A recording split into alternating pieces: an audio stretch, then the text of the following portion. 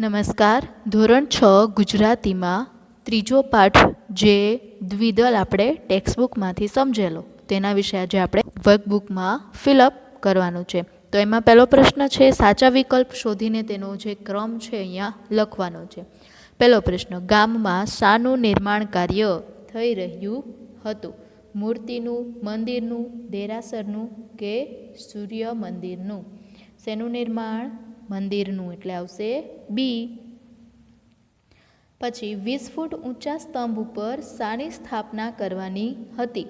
પરમેશ્વરની, મૂર્તિની, ચિત્રની કે ગણપતિની? શેની? મૂર્તિની. તો જવાબ આવશે બી.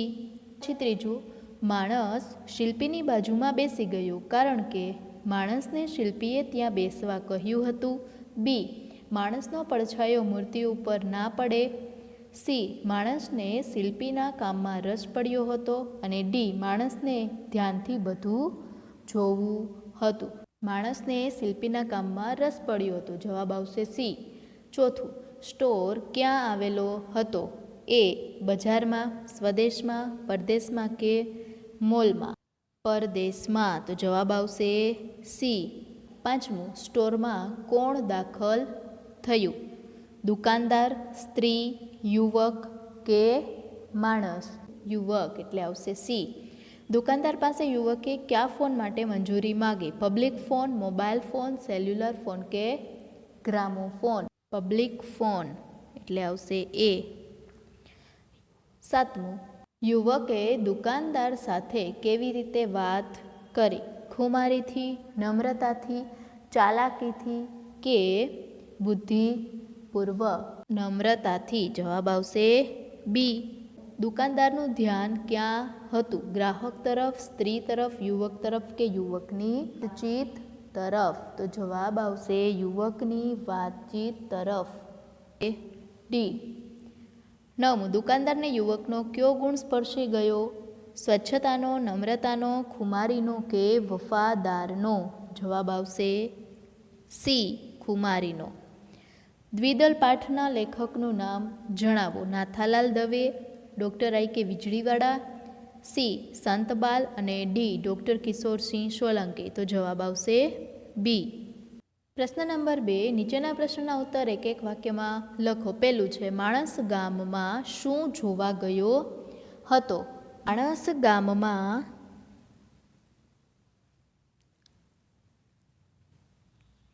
નવા મંદિરનું નિર્માણ કાર્ય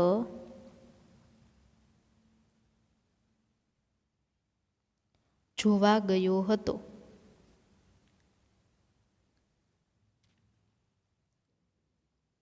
બીજું, શિલ્પી શું કરી રહ્યો હતો?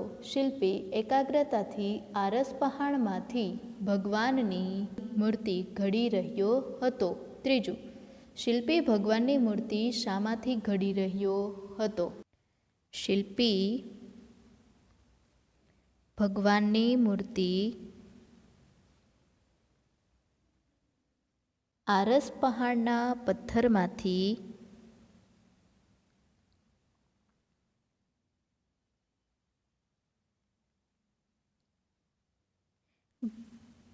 ઘડી રહ્યો હતો. ચોથો, મૂર્તિને ચારે તરફથી તપાસી જોતા માણસને શું લાગ્યું? મૂર્તિને ચારે તરફથી તપાસી જોતા માણસને કોઈ જગ્યાએ કંઈ પણ નુકસાન થયેલું ન દેખાયું. બાજુમાં પડેલી મૂર્તિને શું નુકસાન થયું હતું? જવાબ, બાજુમાં પડેલી મૂર્તિના નાક બાજુમાં પડેલી મૂર્તિના નાક પાસે એક નાનો ઘસરકો થયો હતો. છઠ્ઠો પ્રશ્ન, યુવકે દુકાનદારને શાની ના પાડી? યુવકે દુકાનદારને તેને ત્યાં કામ કરવાની ના પાડી. યુવક અડધી કિંમતે લોન કાપવા તૈયાર થયો ત્યારે સ્ત્રીએ શો ઉત્તર આપ્યો? જવાબમાં એ ઉત્તર આપ્યો કે જે માણસ અત્યારે લોન કાપે છે તેનાથી એને કોઈ ફરિયાદ નથી. 8મો પ્રશ્ન, યુવકે સ્ત્રીનું કયું કામ વધારાની રકમ વગર કરી આપવા કહ્યું? જવાબમાં યુવકે સ્ત્રીના ઘરની આજુબાજુનો રસ્તો સાફ કરી આપવાનું કામ વધારાની રકમ વગર કરી આપવા કહ્યું. પ્રશ્ન નંબર 3, નીચેના પ્રશ્નના ઉત્તર 3-4 વાક્યમાં લખો. પહેલો પ્રશ્ન છે, પેલા માણસના આશ્ચર્યનો સાથી પાર ન રહ્યો, એનાથી શું કહેવાય ગયું? જવાબ, મૂર્તિની સ્થાપના 20 ફૂટ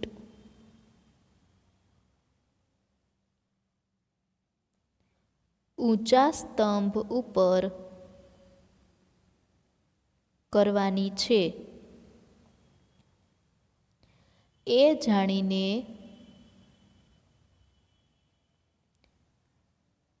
પેલા માણસના આશ્ચર્યનો પાર ન રહ્યો. એનાથી કહેવાય ગયું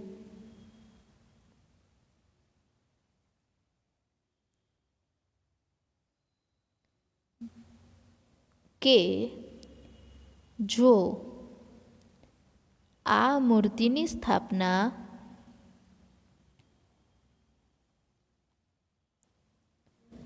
આટલી બધી ઊંચાઈએ કરવાની હોય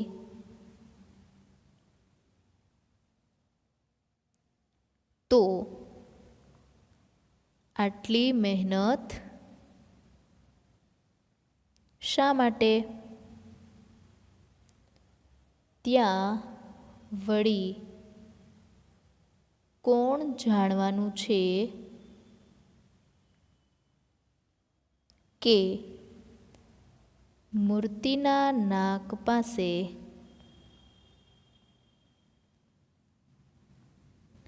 નાનો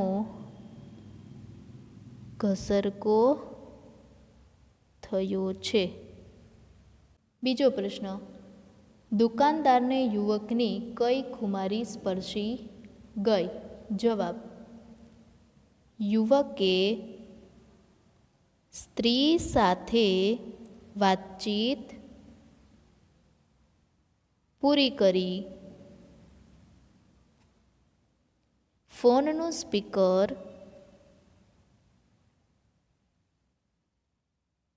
બંધ કર્યું અને દુકાનદારનો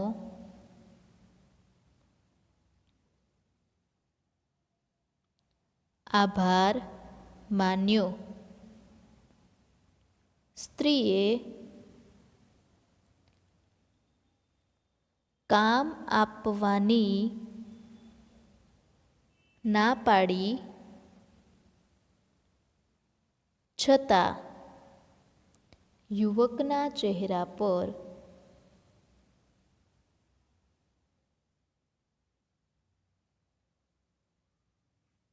નિરાશાની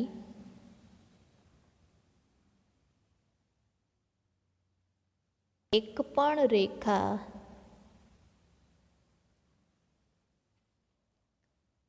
ન હતી.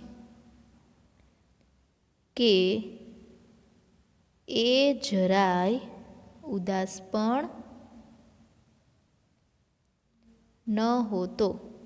દુકાનદારને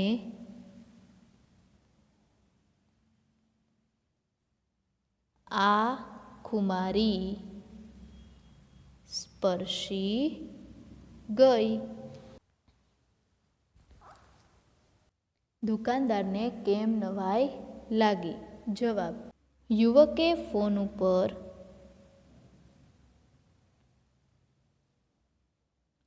સ્ત્રી પાસે કામની માંગણી કરી.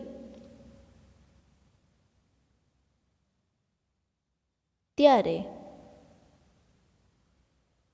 સ્ત્રીએ પોતાની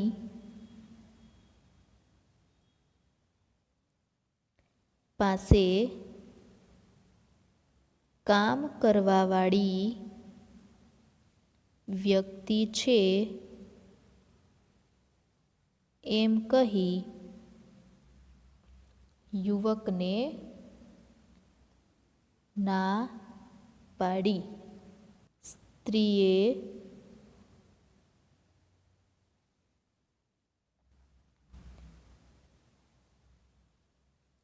કામ આપવાની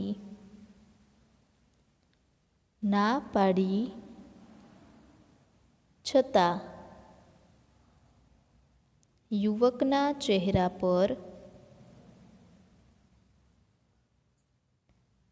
નિરાશાની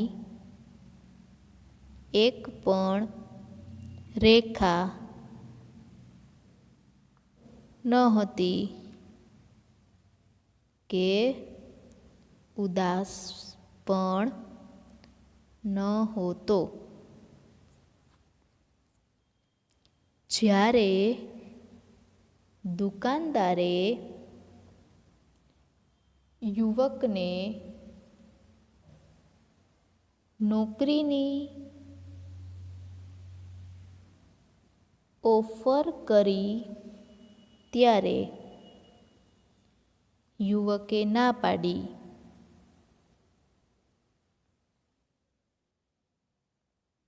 એ જોઈ નવાઈ લાગી. ચોથો પ્રશ્ન: યુવકે સ્ત્રીને ફોન શા માટે કર્યો હતો? જવાબ: યુવક જે સ્ત્રીને ત્યાં કામ કરતો હતો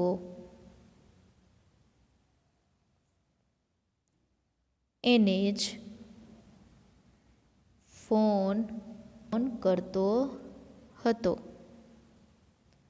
પોતે જાણવા માંગતો હતો કે પોતાના કામથી એ સ્ત્રીને સંતોષ છે કે નહીં. આમ સ્વમૂલ્યાંકન માટે યુવકે સ્ત્રીને ફોન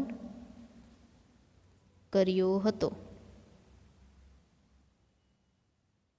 પ્રશ્ન નંબર 4 છે. નીચેના વાક્યો કોણ બોલે છે તે લખો. પહેલું: આ મૂર્તિમાં મને તો કોઈ નુકસાન દેખાતું નથી. કોણ બોલે છે? તો કે મંદિરનું નિર્માણ કાર્ય જોવા આવેલો માણસ. બીજું છે, એના નાક પાસે એક નાનો ઘસરકો થઈ ગયો. કોણ બોલે છે? શિલ્પી બોલે છે. ત્રીજું, નહીં ભાઈ, લોન કાપવા માટે મેં માણસ રાખી લીધેલ છે. સામે છેડેથી એક સ્ત્રી બોલે છે. બોલ, મારે ત્યાં કામ કરીશ? આ વાક્ય દુકાનદાર બોલે છે. હવે પ્રશ્ન નંબર 5માં છે, સમાનાર્થી એ કોષ્ટકમાંથી શોધી અને તમારે પહેલાં વર્તુળ કરવાનું છે અને પછી અહીંયા લખવાનું છે. એ સમાનાર્થી શબ્દ છે દેવળ, તો એમનું થાય મંદિર. તો અહીંયા તમારે પહેલાં સર્કલ કરવાનું છે અને પછી અહીંયા લખવાનું છે મંદિર. પછી બીજું છે પ્રતિમા. પ્રતિમા એટલે તો કે મૂર્તિ, તો અહીંયા મૂર્તિ. આગળ વિસ્મય એટલે કે નવાઈ. પછી આંકો. આંકો એટલે ઘસરકો.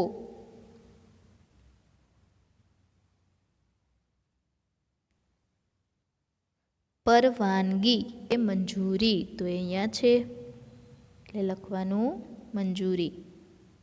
અને છઠ્ઠું છે વિનંતી એટલે આજીજી. પ્રશ્ન નંબર 6, શબ્દોની સાચી જોડણી લખો. પેલું છે મૂર્તિ એટલે કે મૂર્તિ. બીજું શિલ્પી, તો એમાં આવશે આ. પથ્થર, તો એમાં આવશે પથ્થર. પછી નુકસાન, તો એમાં આવશે સસલાનો સો, નુકસાન.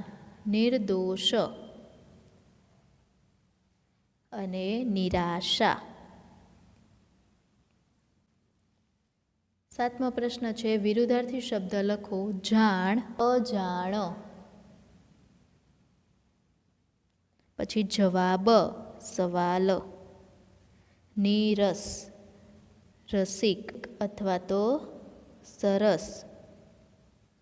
નુકસાન એટલે ફાયદો. પછી ધ્યાન, બેધ્યાન. પરદેશ, સ્વદેશ. સંતોષ, અસંતોષ. હાજર, ગેરહાજર. અને છેલ્લું સ્થાપન એટલે ઉત્થાપન. નીચેના શબ્દોનો અર્થ આપી અને વાક્યમાં પ્રયોગ કરો. તો અહીંયા મંજૂરી અને મજૂરી એ બંનેનો અર્થ અલગ થાય છે, એટલે આપણે એમનું પહેલાં અર્થ લખવાનો છે અને પછી વાક્ય બનાવવાનું છે. મંજૂરી થાય પરવાનગી, અને આ મજૂરી એટલે તો કે શારીરિક કામ. હવે વાક્ય બનાવવાનું છે. ઓફિસમાં મંજૂરી વિના પ્રવેશવું નહીં. અને શારીરિક કામ માટે મજૂરી એટલે કે મજૂર મજૂરી કરીને જીવન ગુજારે છે. બીજું ટૂંક અને ટૂંક. ટૂંક એટલે ટૂંકાણ અને બીજું ટૂંક છે પર્વત એટલે કે પર્વતનું શિખર. ટૂંક એટલે પર્વતનું શિખર. વાક્ય છે મેં બધી વાત ટૂંકમાં કહી, અને એના પછી વાક્ય ગિરનારની ટૂંક પર મંદિર છે. ત્રીજું છે સાંભળવું એટલે કે યાદ આવવું. એનું વાક્ય મને બાળપણની ઘટના સાંભળે છે. પછી છે સાંભળવું એટલે કે શ્રવણ કરવું. દુઃખી માણસની વાત ધ્યાનથી સાંભળવી જોઈએ. પ્રશ્ન નંબર 9 છે, નીચેના દ્વિરુક્ત શબ્દનો વાક્ય પ્રયોગ કરો. દ્વિરુક્ત, દ્વિ એટલે કે બે, બરાબર. તો અહીંયા છે જોડા જોડ. એકનો એક શબ્દ છે એ બે વાર આવે છે, એને કહેવાય દ્વિરુક્ત. તો એના ઉપરથી વાક્ય બનાવવાનું છે. બંને ભાઈઓ સભામાં જોડાજોડ બેઠા હતા. પછી છે ખુશખુશાલ, કે શાળામાં રજા પડતા વિદ્યાર્થીઓ ખુશખુશાલ થઈ ગયા. ત્રીજું છે હસતા હસતા. હસતા હસતા દાદાએ જે કહેવાનું હતું તે કહી દીધું. પ્રશ્ન નંબર 10 છે. શબ્દ સમૂહ માટે એક એક શબ્દ લખો. પહેલું, પથ્થર, ધાતુ વગેરેને સુંદર આકાર આપનાર કે કોતરણી કરનાર એને શું કહેવાય? એમને કહેવાય શિલ્પી. પછી લીલું ઘાસ, બાગ બગીચા કે ઘર આગળ ઉગાડવામાં આવતું ઘાસ તેને કહેવાય લોન. પ્રશ્ન નંબર 11 છે. પાઠમાંથી વાક્ય શોધી અને એના પ્રકાર સામે લખો. તો પહેલું છે પ્રશ્ન વાક્ય તમારે શોધીને લખવાનું છે. તમે મને તમારી લોન કાપવાનું કામ આપી શકો ખરા? તમે કોઈ પણ પ્રશ્ન વાક્ય શોધીને લખી શકો છો. પછી બીજું છે ઉદ્ગાર વાક્ય. નિઃશબ્દ બની ગયેલો માણસ એ શિલ્પીને જોઈ રહ્યો. અને સાદું વાક્ય એટલે કે પૂર્ણ વિરામવાળું વાક્ય લખવાનું છે. એ શિલ્પીની બાજુમાં બેસી ગયો પૂર્ણ વિરામ. આ જે ત્રણેય વાક્યો છે તમે પાઠમાંથી તમારે શોધીને લખવાના છે. પણ પ્રશ્ન વાક્ય, ઉદ્ગાર વાક્ય અને સાદું વાક્ય એ કોઈ પણ લખી શકો છો, પણ પાઠમાંથી. હવે પ્રશ્ન નંબર 12 છે. નીચેના ફકરામાં જરૂર જણાય ત્યાં યોગ્ય વિરામચિહ્ન મૂકો. તો પેરેગ્રાફ છે એનાથી કહેવાઈ ગયું, પછી અલ્પવિરામ, સિંગલ કોમામાં ભલા આદમી, ઉદ્ગાર ચિહ્ન, જો આ નાનકડી મૂર્તિની સ્થાપના એટલે ઊંચે જ કરવાની હોય તો આવી ખોટી મહેનત શું કામ? પ્રશ્નાર્થ ચિહ્ન. ત્યાં વળી જોવાનું છે કે એના નાક પર નાનો ઘસરકો છે. પ્રશ્નાર્થ ચિહ્ન અને સિંગલ કોમા પૂરા.